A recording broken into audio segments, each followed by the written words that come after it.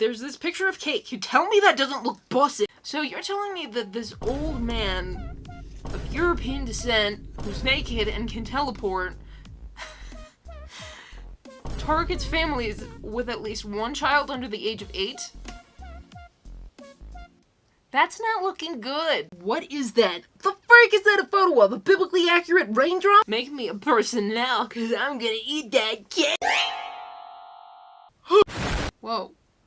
What day? What day?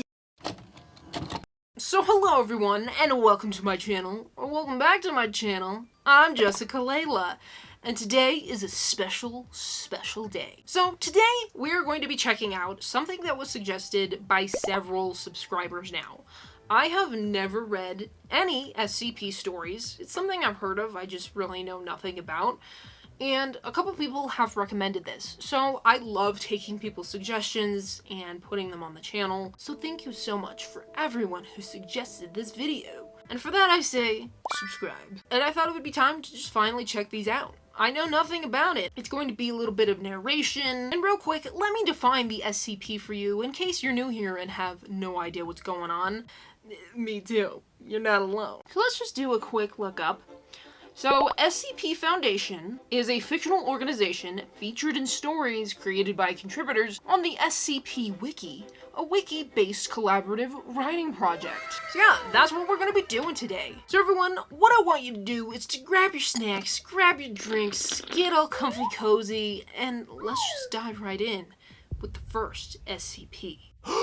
The following files have been classified top secret by order of the administrator, General Notice 001 Alpha. In order to prevent knowledge of SCP-001 from being leaked, several no-false SCP-001 files have been created alongside the true files. All files concerning the nature of SCP-001, including the decoys/decoys, are protected by pneumatic kill agents designed to immediately cause cardiac arrest in any non-authorized personnel attempting to access the file. Revealing the true nature of SCP-001 to the general public is cause for execution, except as required under Redacted. Warning: any non-authorized personnel accessing this file will be immediately terminated through Berryman Longford Pneumatic Kill Agent. Scrolling down without proper pneumatic inoculation will result in immediate cardiac arrest followed by death. You have been warned. Let me just scroll down here. Still alive, unfortunately. Whoa. What day? What day? Pneumatic kill agent activated. Continue life signs confirmed. Removing safety interlocks. Welcome, authorized personnel. Please select your desired file. I don't know what these are. What the freak? This website just keeps going. How did my throat just make that sound? Okay, this is too deep for me. I don't know what I'm doing. Special Containment Procedures. Is that what SCP stands for? SCP-428 is to be contained in a 5 meter by 5 meter by 5 meter cell. The containment walls are to be electrified with 30,000 volts. Entrance to the cell is via a corridor airlock, and access to SCP-428 is restricted to Level 3 researchers and below, while escorted by 2 armed guards. Personnel are to keep 2 meters minimum away from SCP-428 at all times. When not under research, 2 armed guards are to be on duty at all times. Due to SCP-428's effects, all D-Class personnel are to be screened for low IQs and skills that are deemed not threatening to Foundation security or potential escape attempts. See Addendum 428A. Why? I'd fit right in. A single D-Class personnel due for termination is to be offered once per month to keep SCP-428 satisfied. However, this will result in a need for an increase in containment space or for a solution to keep SCP-428 neutralized in the future. Wait, so does that mean we're murdering people willingly for this thing? Description: SCP-428 is, in appearance, a crowd of huddled human beings.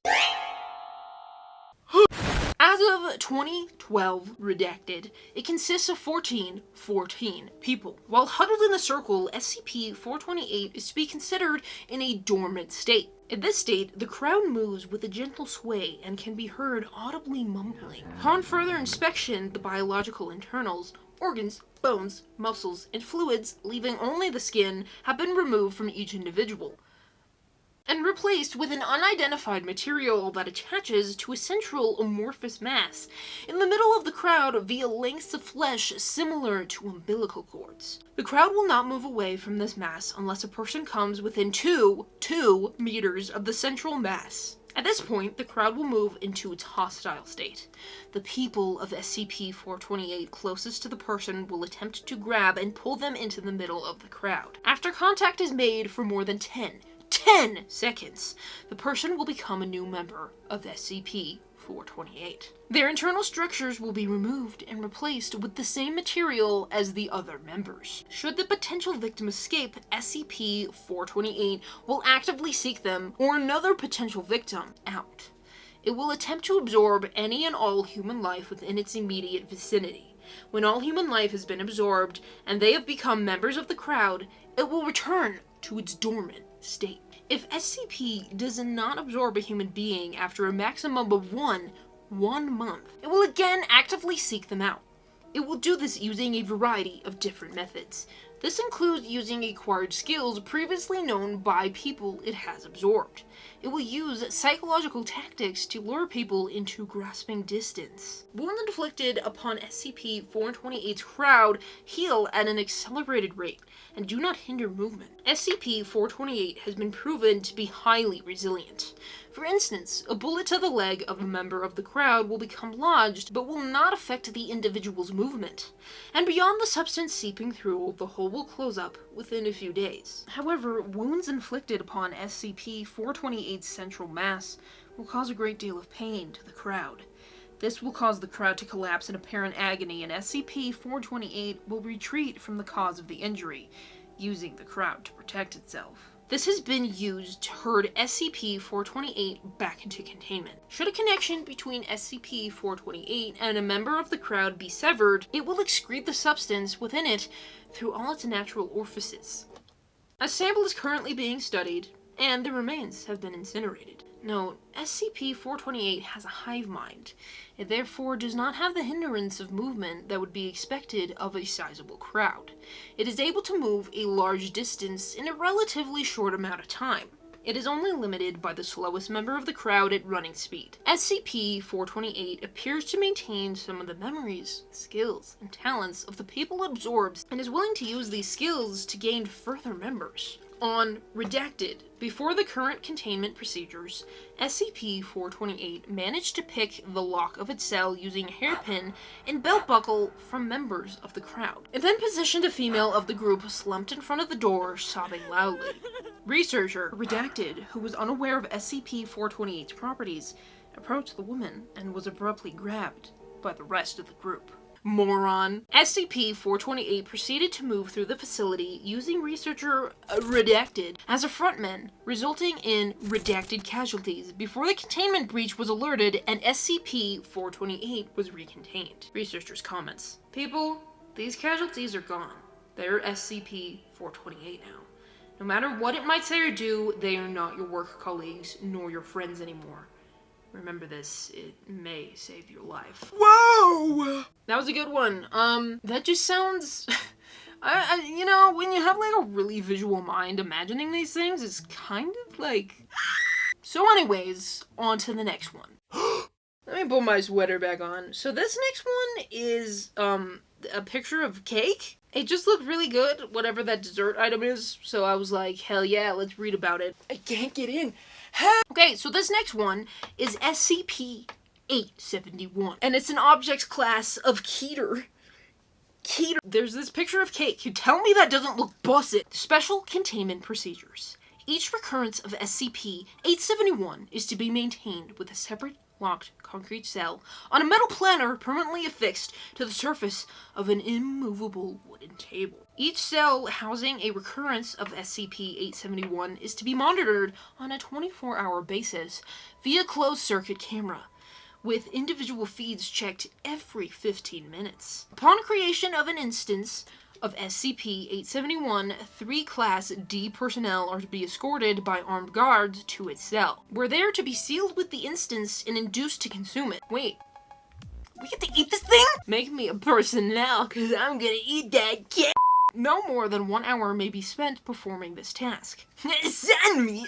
In cases where additional motivation is needed, the termination of one of the Class D personnel assigned to an instance of SCP-871 is authorized. So we're just killing these people.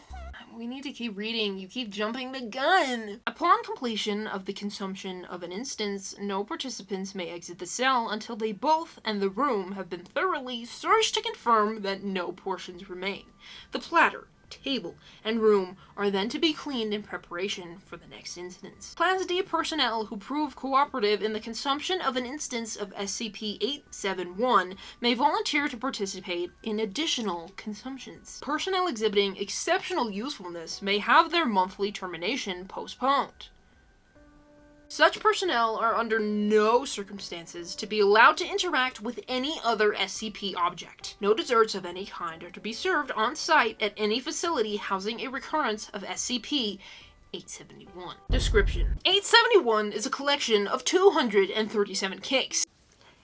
Instances of 871 may vary widely in appearance and size, covering the entire range of foods described by humans as cake. The smallest observed instance of SCP-871 was a miniature cupcake with a mass of 15 grams.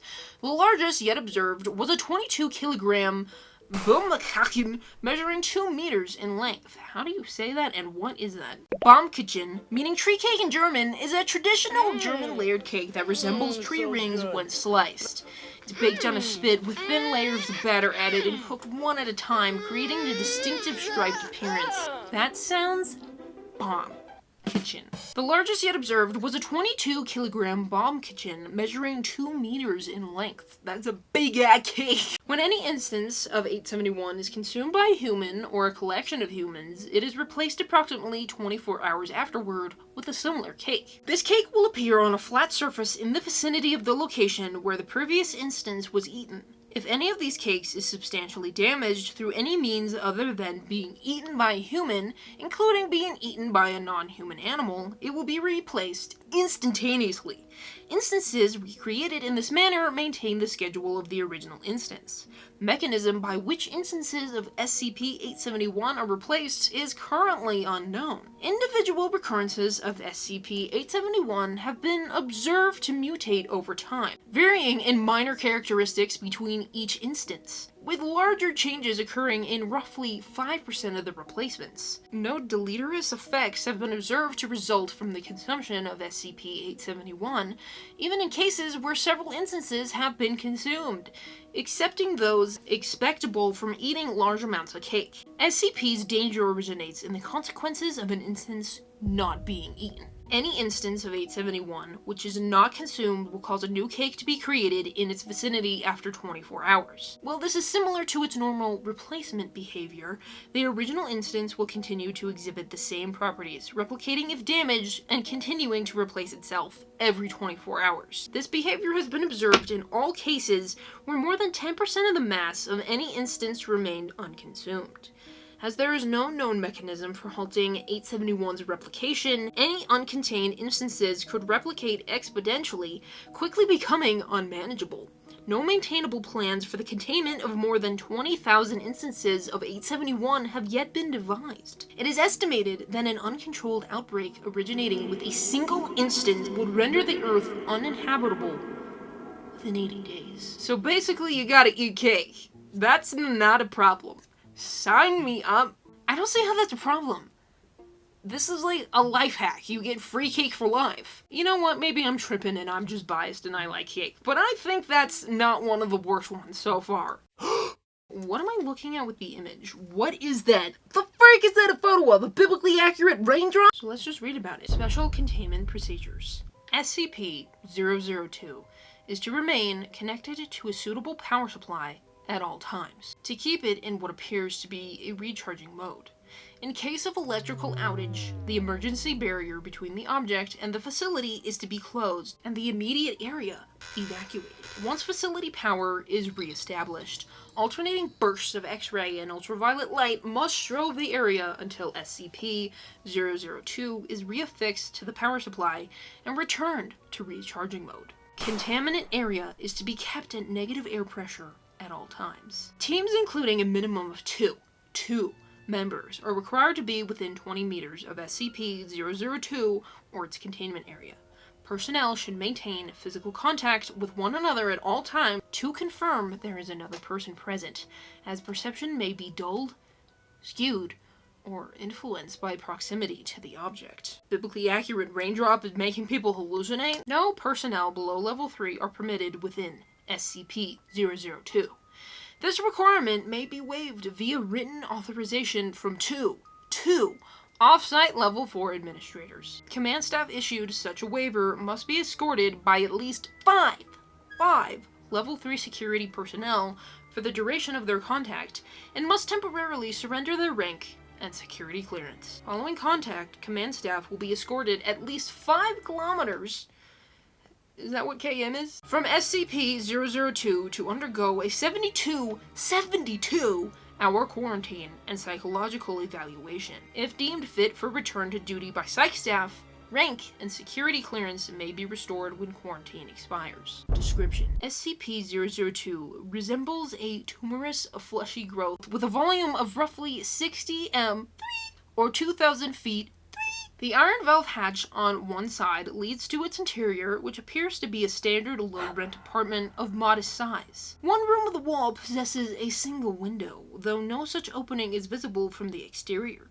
The room contains furniture which, upon closer examination, appears to be a sculpted bone, woven hair, and various other biological substances produced by the human body. All matter tested thus far shows independence or fragmented DNA sequences for each object in the room. Reference: to date, subject has been responsible for the disappearances of 7 personnel. It has also, in its time at the facility, further furnished itself with 2 lamps, a throw rug, a television, a radio, beanbag chair, 3 books in an unknown language, 4 children's toys, and a small potted plant. Tests with a variety of lab animals, including higher primates, have failed to provoke a response in SCP-002. Cadavers as well failed to produce any effect. Whatever process the subject uses to convert organic matter into furnishings is apparently only facilitated by the introduction of living humans. The following is a brief report detailing the discovery of SCP-002. Subject was discovered in a small crater in northern Portugal where it struck the Earth from orbit. Encased in a shell of thick rock, the fleshy exterior of the object was exposed by the impact. A native farmer happened upon the site and reported his findings to the village elder. Subject gained SCP attention when a level 4 agent posted in the area detected a small radioactive anomaly generated by the object. A collection squad of SCP security personnel, led by General 𝘠𝘠𝘗𝘠𝘭𝘠𝘠, was immediately dispatched to the area where they quickly secured the subject in a large container and performed initial testing with subjects recruited from the nearby village. 3 men individually sent into the structure subsequently disappeared. Upon discovering this deadly property of the subject, General 𝘠𝘠𝘗𝘠𝘭𝘠𝘠 issued a Level 4A termination order of any witnesses, roughly 1/3 of the village. You killed the village because of this thing? I don't like the protocols of this company. To ensure no outside knowledge of the object, and initiated its transport to SCP facility. During preparation for transport, 4 SCP security personnel were inexplicably drawn inside the object where they too immediately disappeared. Following inspection, it appeared as if the object had grown several new furnishings and was beginning to look like the interior of an apartment room. General 𝘠𝘠𝘗𝘠𝘭𝘠𝘠 immediately ordered the requisition of several Class 3 hazmat suits for the remaining security team members, who proceeded to lift the container onto a waiting freight ship for transport to the SCP containment facility. Following the termination of General 𝘠𝘠𝘗𝘠𝘭𝘠𝘠, SCP-002 was resecured by SCP staff and brought into special containment in Classified, where it currently resides. Staff with clearance below Level 3 have been denied access to the SCP container without prior approval of at least 2 Level 4 staff after the 𝘠𝘠𝘗𝘠𝘭𝘠𝘭𝘠 incident.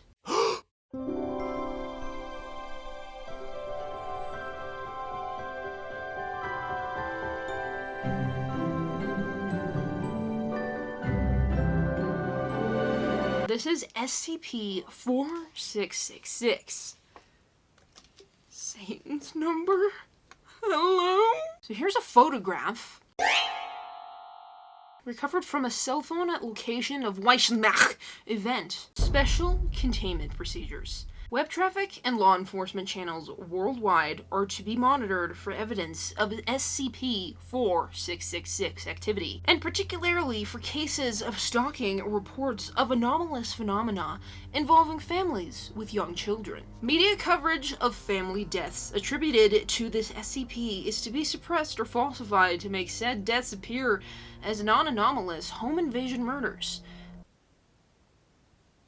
Should we not be warning the public of this? Forensic evidence and SCP-466-A instances collected by non-Foundation agencies are to be confiscated and witnesses amnesticized. Description: SCP-4666 is currently believed to be a single, exceptionally long-lived humanoid entity of unknown origin. Survivors of 𝘠𝘦𝘭𝘠𝘚 events typically describe this entity as a very tall, between 2m and 2.3m, elderly male of European descent, with an extremely emaciated appearance. So like an old European man? The entity always appears completely naked, even when observed outdoors in freezing weather. Though the nature and extent of its anomalous properties remain uncertain, SCP-466 appears capable of instantaneous or near-instantaneous travel to any location north of 40 degrees north latitude, and possibly to any location on Earth. So this naked European man can teleport. Got it. SCP-466 activity occurs exclusively within a period of 12 consecutive nights every year, from the night of December 21st to 22nd to the night of January 1st to the 2nd. This period is known as the SCP's active phase. During this phase, in what are termed 𝘠𝘦𝘭𝘠𝘚 events, this SCP will appear at dwellings in one or multiple locations north of 40 degrees north latitude. In all known 𝘠𝘠𝘏 events, these dwellings have shared the following characteristics: isolated rural location, home to a family with at least one child under the age of 8, and situated in an area with snow cover lasting throughout the duration of the event. So you're telling me that this old man of European descent, who's naked and can teleport, targets families with at least one child under the age of 8? That's not looking good. 𝘠𝘦𝘭𝘠𝘚 events consist of the following general progression. Nights 1 to 7. Children will report seeing SCP-466 in the vicinity of their family's dwelling. The entity will typically be observed watching the dwelling from a distance, such as from across a nearby field or from the edge of a neighboring forest. In some cases, children will report waking up at night to find SCP-466 watching them sleep through a window. Nights 8 to 11. Family members, including the parents, will report sounds of footsteps coming from the roof or the attic. An extremely unpleasant odor will also frequently be noticed inside the dwelling. No cause for these phenomena will be found. As a result, parents will often begin to suspect that their family is being stalked, or even that their dwelling might be haunted. Night 12. Over the course of the night, one of two scenarios will occur. The first, and most common, is that SCP-466 will kill all members of the family, save for one child under the age of 8, whom it will abduct. SCP-466 will inflict incapacitating injuries to family members while they are sleeping, and then herd them into a single room of the dwelling, where it will proceed to kill them in view of each other. The method of killing varies with the event, and will typically be preceded by some form of torture, which appears to serve a ritualistic purpose. See 𝘠𝘠𝘏 events log below. In the second scenario, which has occurred in roughly 15% of known 𝘠𝘠𝘏 events, SCP-466 will not harm the family. Family members will report hearing footsteps inside their dwelling during the night. This is scary. It's not actually. In the morning, children will discover presents at the foot of their beds. Oh, it's Santa!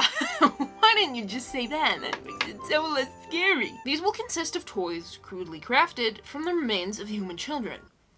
Okay, so not like Santa. The criteria, if any, by which SCP-466 determines the outcome of an 𝘠𝘦𝘭𝘰𝘮𝘦 event are unknown.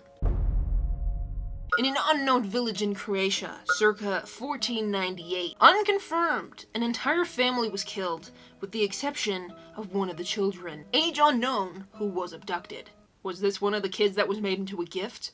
Though specific details about the event are not available in recovered documents, it was noted that the killings presented strong paganistic elements and that the family members had been made to suffer greatly prior to death. The archbishop who oversaw the investigation wrote that he believed the family had been killed as part of a demonic ritual. It's just Santa Claus who's naked and kills kids. In an unknown village in Rupert's Land, present-day Ontario, Canada, in 1689, an entire family was killed with the exception of two of the children, one of whom was abducted, and one of whom, female, age unknown, escaped during the killings and was able to reach a nearby village. She told authorities that a naked man had broken into her family's dwelling during the night and proceeded to torture them. Exact method not specified in recovered documents. Upon investigation, the bodies of the family members were found inside their dwelling, hanging upside down from the ceiling. All had been exsanguinated. In 𝘔𝘠𝘚𝘗𝘓, Iceland, 1996, an entire family was killed with the exception of the youngest child, female age 4, who was abducted. The bodies of the parents and 7 other children were found inside their house. All had large pieces of skin removed from their backs, neck, and groins prior to death. Removed skin was found to have been partially consumed. How does it keep getting worse? They had then been killed by decapitation with a bucksaw that had belonged to the family. Following death, the family members' headless bodies had been carried to their respective rooms and placed on their beds. How sweet. Each of the removed heads had also been replaced upright on a step of the staircase leading from the first to the second floor, with the parents' heads on the top 2 steps and the children's heads on the lower steps in decreasing order of age. So in Nurmes, Finland, 1811, a small wooden drum with 2 wooden drumsticks of uneven length was found. Drum skin consisted of a 39cm piece of skin belonging to a human child, stretched with thread made from human tendons. In Gallagher, Wales, 1857, a small knife, 15cm in length, blade is 6cm in length, sculpted from a single piece of bone belonging to a human child. Symbols of unknown meaning have been carved into the handle. So basically a bunch of stuff made from dead kids. Discovery. SCP-466's existence and ongoing activity were first detected in 1974 through the Foundation's newly implemented anomalous signature recognition program, when several highly similar home invasion incidents resulting in family deaths were found to have occurred throughout the Northern Hemisphere during the night of January 1st to the 2nd. Extensive research into civilian and law enforcement archives worldwide eventually uncovered evidence of probable 𝘠𝘠𝘏𝘶 events for nearly every preceding year, going back to the late 18th century, average of 3.1 known events per year. Numerous historical documents were also found, which appears to describe SCP-466 activity occurring prior to this period, in some cases as early as the 2nd century AD in Russia and Europe, and as early as the 1st century BC in Scandinavia. Fingerprints belonging to the same humanoid entity have been discovered at the locations of all Foundation investigated 𝘠𝘠𝘏𝘶 events. These have been matched to a partial fingerprint found preserved in dried blood on a recovered SCP-466-A instance dating from 1873. I don't know why I got so intense. The fingerprints present characteristics not known to occur in human beings. See image. Human-like white hairs were also recovered from the locations of several 𝘠𝘠𝘏𝘶 events, though no DNA, human or otherwise, could be extracted from them. I knew it was Santa. I knew I was onto something! On February 1st, 2018, several SCP-466-A instances were discovered at a family's residence in Hoona, Alaska, following the conclusion of 𝘠𝘠𝘏𝘶 event 06-0198. Among these instances was SCP-466-A-0960, which consisted of a crude, life-size doll made from the emaciated body of a female child to which the following modifications had been made. A dress made from various pieces of dirty, discolored clothing had been sewn around the body, and in several places into the body's skin.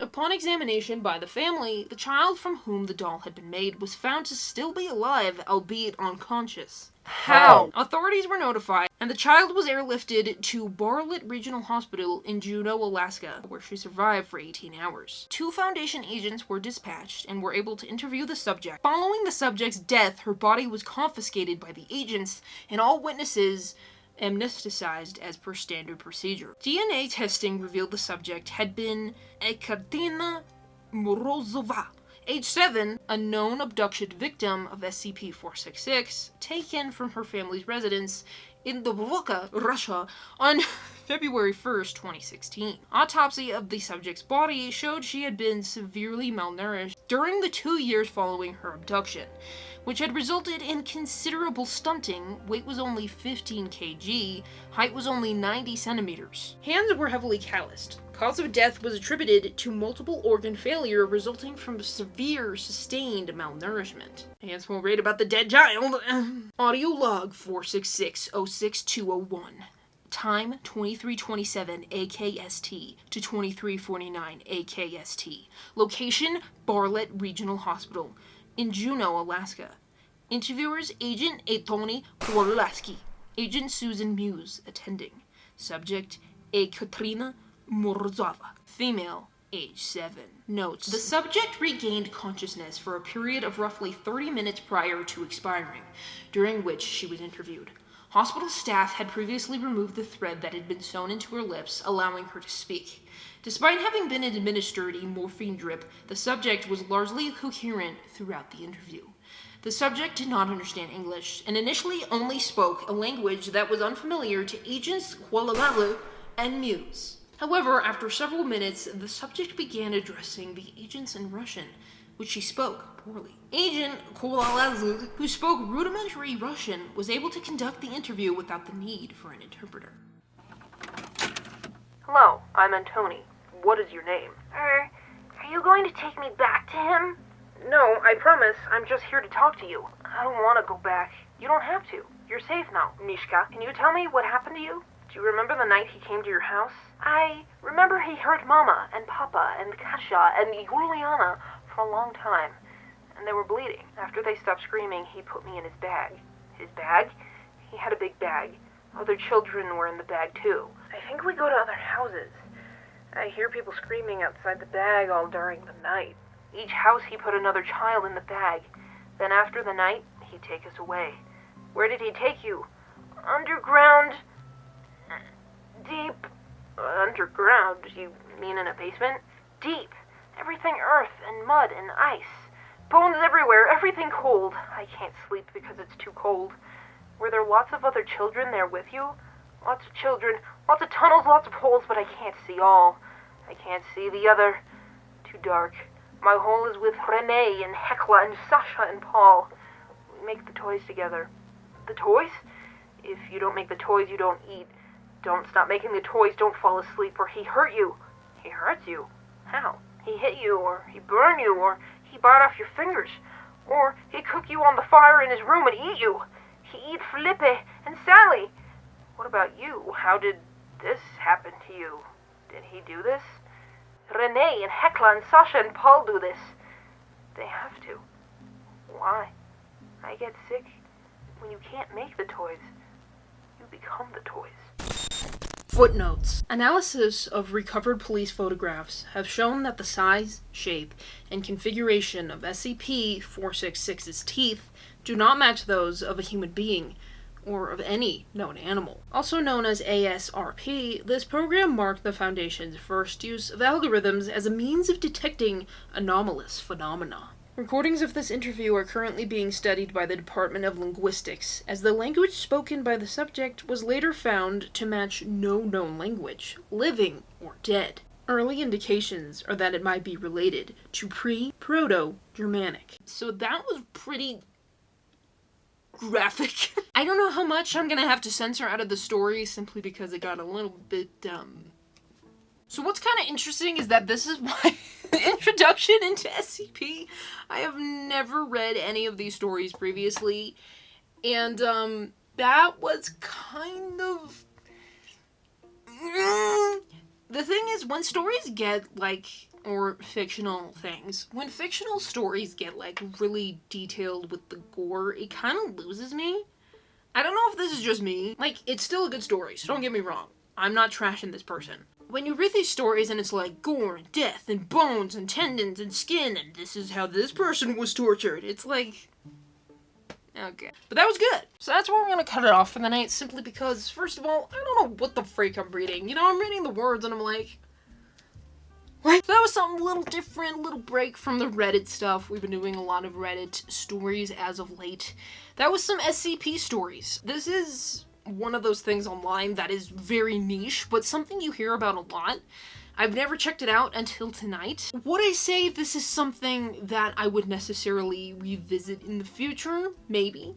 If the people who are really into this, or even the people who made the suggestions, please just let me know which ones you think are like the most interesting, because I don't know, the ones I read, they were interesting, don't get me wrong, but I don't know if it's like, oh, there's so many to pick from that it's like overwhelming. So this was my own curated selection. If you guys are able to find any that you think are good, or think would be a good fit for the channel, just let me know, and I'm down to read it. So yeah, that was us exploring the SCP Foundation. Hopefully nothing's watching you right now through your window. So everyone, I hope you enjoyed, and you enjoyed this little something different. Thank you all so much for watching, and hopefully I will see you all here next time.